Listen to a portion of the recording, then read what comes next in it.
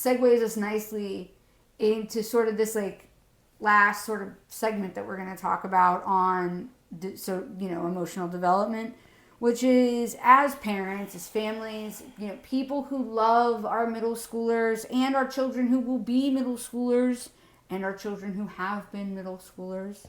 What can we do to support these young people as they go through this time? Like, how can we support them if they're in it, and how can we prepare them so that maybe it's a little easier? Maybe. Yeah, emotional intelligence is really hard. I think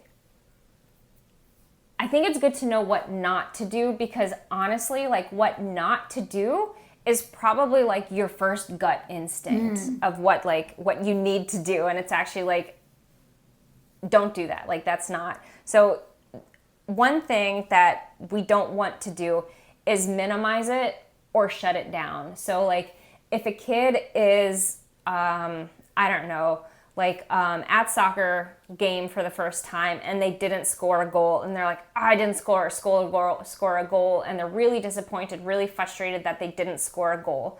To tell that kid, like, it was your first game, don't worry that you didn't score a goal. Like, that's basically telling them, like, you shouldn't feel sad and frustrated about not scoring a goal because it's your first game. That's minimizing what they feel. It's not validating what they feel. In a way, like, if you think about, like if you use all your emotional intelligence you can, in a way you're telling them you shouldn't feel what you're feeling. So we don't want to invalidate what they're feeling. Don't minimize it. Don't shut it down. Don't rush to problem solve. So when your kid is like, I didn't score a goal, I'm so sad, I'm so frustrated, I'm so angry that I didn't score a first goal, don't tell them, don't worry, you'll get it next time. There's another game. You're going to score a goal next Saturday. Like, don't rush to problem solve it, right? Because then, again, you're just fixing the emotion. And, like, emotions aren't things to fix. They're things to understand. So if a parent, and again, emotional intelligence is a real tricky thing, but if a parent can help a kid understand that, like, you don't need to fix emotions, you need to understand them, where they're coming from, why you feel them, validate them. So, like, don't minimize emotions, don't shut them down, don't treat them as a problem to be solved and try to fix the situation. Don't compare them. So when your kid's not scoring a goal, don't be like, oh, don't worry, I never scored a goal and I played soccer for 4 years and it's fine. Because then you're basically just saying, like, your emotions aren't valid because I didn't score a goal ever in soccer and I turned out fine. Like, it sounds like you have a right intention, but you're still, in a way, just getting rid of their emotion and not acknowledging it. You're fixing it, you're changing the subject. And also, more than anything, don't treat it as an inconvenience. So when a kid is angry that they didn't score a first goal, don't be like, oh, well, if you're angry, we're not going to go get pizza afterwards. Or like, oh, now you're angry and we have to drive home and you're angry. So emotional intelligence is really hard. But I think that the way to approach it is straightforward. I mean, it's never going to be easy in this situation, I don't think. But the way to approach it is to help teach a kid to notice their emotions. So like when a kid at their first soccer game stomps over and is crying, you know, like you can say like, oh, you look upset, or you look frustrated, or you look sad. And then, so like noticing the emotion, anything you can do to get a kid to name what they're feeling instead of just acting on it. Anything you can do to get a kid talking about the way they feel is wonderful for that kid's emotional intelligence. The next thing that is wonderful for a kid's emotional intelligence is to validate the situation that created that emotion. Oh, you're frustrated. Nobody passed you the ball. That I would frustrate me too in a game. You know, you guys practice passing. It's a team sport. I'm really sorry nobody passed you the ball. I can see why that would be so frustrating. So validate, explain to them, like, based on the situation and circumstance you were in, your emotion makes sense. Right. You deserve to feel this way. Yeah, like, it's totally fine. You get to feel how you feel. Yes, you get to feel how you feel. Yeah. So name it. We're not undermining it. We're not saying, that's okay, next Saturday. Or like, they should have passed you the ball. We're not sweeping past it. We're getting them to talk about it. And there's a good chance that just doing that is going to, I know this works for me, just doing that, naming the emotion, validating the emotion, recognizing that the situation that caused that emotion, like, yeah, that makes sense. Yeah. Like, I can see that that situation made you feel this way. A lot of times, that is enough. That's true. To make a person feel better and to begin to work through the emotion. And then problem solving isn't even a thing. So a kid may or may not want to problem solve whatever emotion they're feeling. You know, like, kid didn't score a goal at their first soccer game. They're angry, they're frustrated, they're sad, they're disappointed, they're whatever. It might not be a problem they need to solve. It might just be an emotion they want to feel. And, like, you can ask them, like, well, is there something you want to do differently next time? Or, like, what do you think might make you feel differently? Or, like, is there something you would do different in the next game? So, like, treating these emotions as, like, information about what to do next time. Like, if it's important, like, okay, well, what would we do different? Or, like I said, like, just being able to share the emotion and have it validated and understood, that might be enough for a kid to feel like, okay, I've done this. I've worked through this. I didn't dismiss it. I didn't shove it down. I didn't just ignore it. Like, I worked through it. I had the emotion. Now I'm actually fine. I think this is something Benjamin actually does really well. So recently Benjamin went to Ninja Worlds. He competed in Ninja Warrior all year. Well, not all year, for half the year. And he made it to Ninja Worlds and he did really, really well. There were like 117 kids in his division. And on the first day, he gets through the first stage.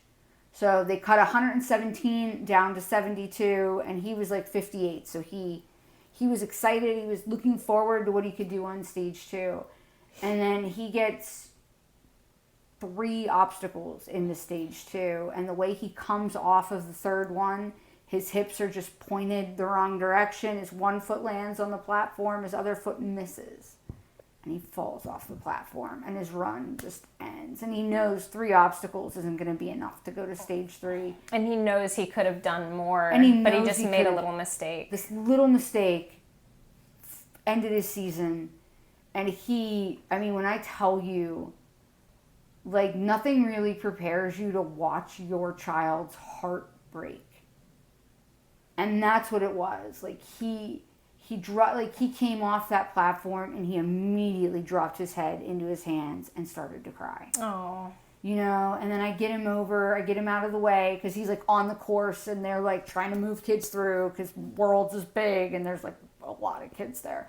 And then so I get him off the course and he's sitting and he's just crying. He's like, Mom, it's not fair. I was like, buddy, I know it feels that way because like in the greatest sense, like, you fell and your run's over. That's fair. Those are rules. It's not unfair. Like, it feels unfair because you know you could have done better. And validating that, I know that's how it feels. I know you feel like this wasn't, like, you didn't have a fair chance. Like, you could have done better. I get that. And then he was like, Mom, I missed my shot. And that was just, like, hard, you know, how big this was to him. Mm-hmm. I missed my shot. And letting him feel that, you know, and he cried. And after he cried for a little while, I got him a smoothie, and I was like, hey, buddy, what would make you feel better? And he's like, I don't know. And I was like, you want to go race go-karts? And he was like, I do want to race go-karts. And we moved on, and then we did that competition yesterday, and Ben got first place. So, like, he weathered a disappointment. He didn't let it shape the way he feels about a sport that he loves. He was able to go back in and compete at a high level immediately after weathering this disappointment. And I just think, it's all about, but I let him feel it. At no point was it like, oh, you shouldn't be sad. Like, it's fine. Like, you can come back next year. Like, not minimizing or invalidating how upset he was. Yeah. Or like, oh, you should be happy. You made it this far. Right. No, I tried not to say any of that. Because I think this is the most important thing for parents to remember. You're going to get it wrong a lot. Emotional intelligence is hard. But think of it like a batting average. Like, you don't have to bat 1,000. Like, 300 is good. That's a good batting average. Just get it right most of the time, and, our kids are going to turn out all right. Yeah. But I think, as you look at your kid, and emotions they have, and, even yourself and emotions you have. I know I've definitely had to do a lot of this with myself, with climbing. I have to look at my emotions as not necessarily a problem, but they tell you about yourself, and your emotions and your reactions to things, when you look at them, the emotions you have and your reactions to things that, it teaches you about yourself. It teaches you about your values. It teaches you about how your mind works. And I know a kid's not going to look at it that way. And of course they wouldn't. But as an adult, you can start, looking at it that way. Your emotions are a window into how you work and understanding yourself. They're not problems. They are information. Emotions are not problems. Emotions are information to be curious about and to understand, because they are windows into who you are. I think that's a really great, as we think of this for our, our young people, right? They're just getting more information than they've ever gotten. And what we're seeing them do is their reaction to being overloaded with emotional responsibility and academic information. So as we wrap up our Middle School Readiness Series, thank you to those of you who have stuck with us through all these episodes. We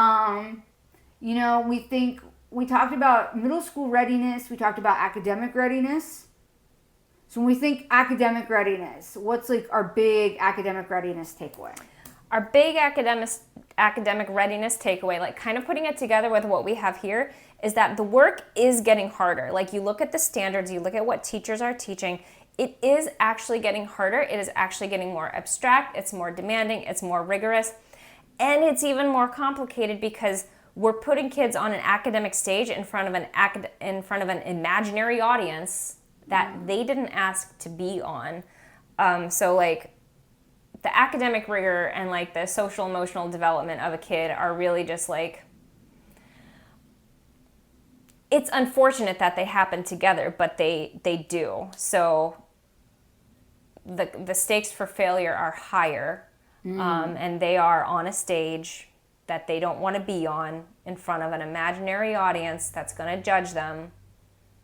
And it's just, very real feeling, not accurate in reality, but very real feeling for them.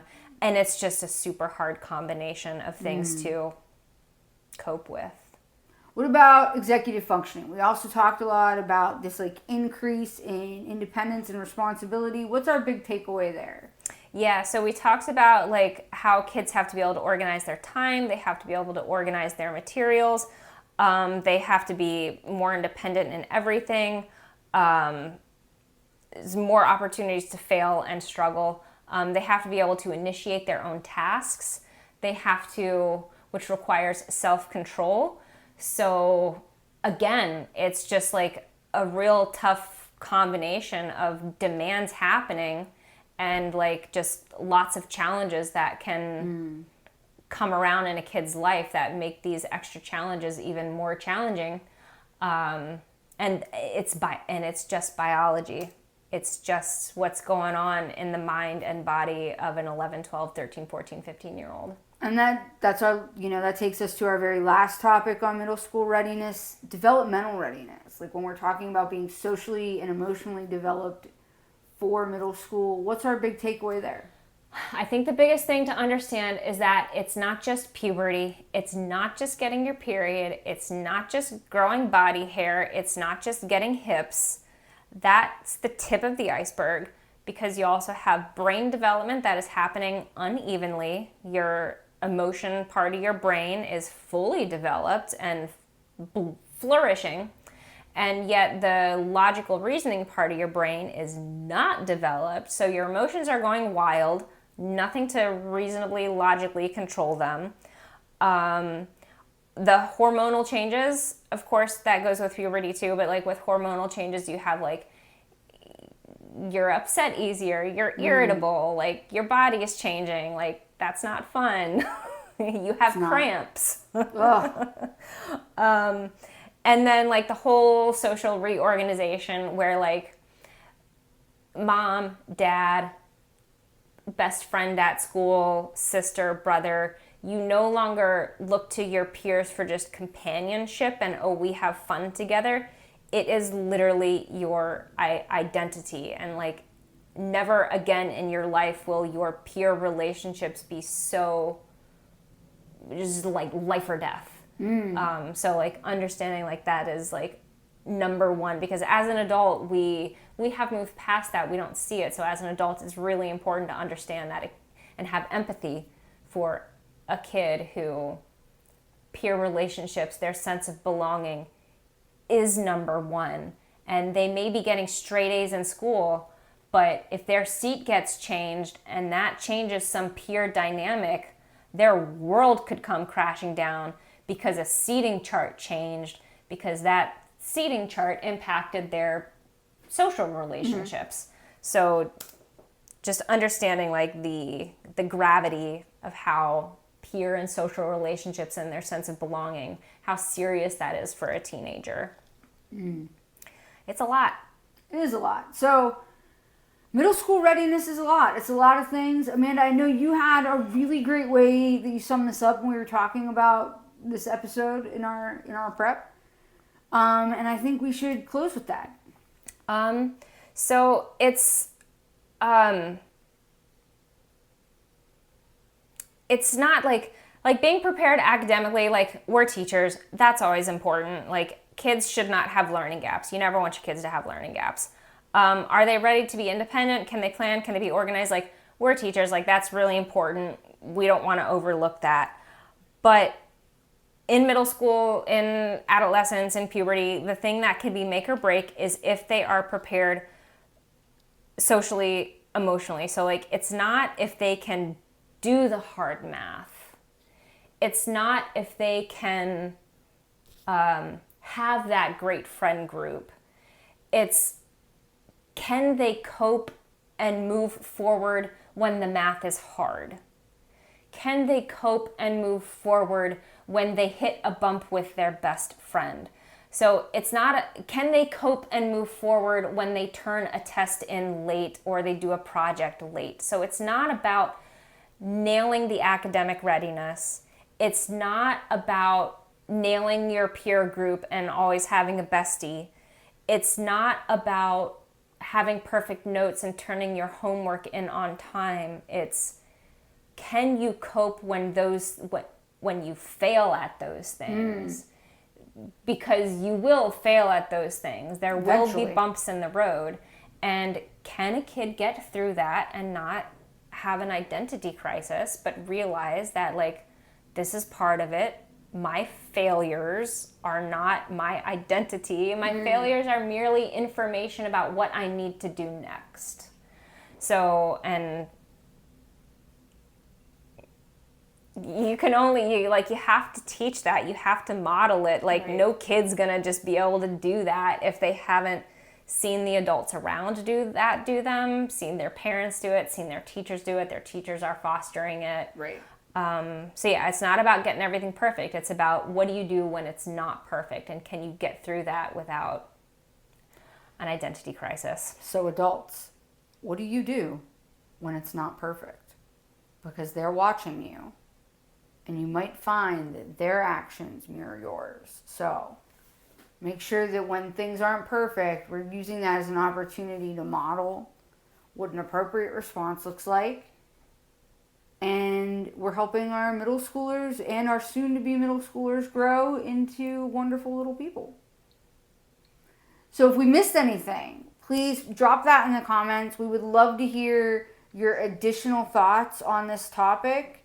One thing we didn't mention intentionally was like middle school bullying, middle school cruelty, because we think that deserves its own episode. So again, if you or someone you know is an expert on that, please hit us up in the comments. We'd love to speak to you. Maybe you could be among our first guests. We've got big, exciting things happening. We're looking forward to coming up on a whole early literacy segment. So stay tuned for future episodes. Like, comment, share, subscribe. We'll see you next time. That was a good high five.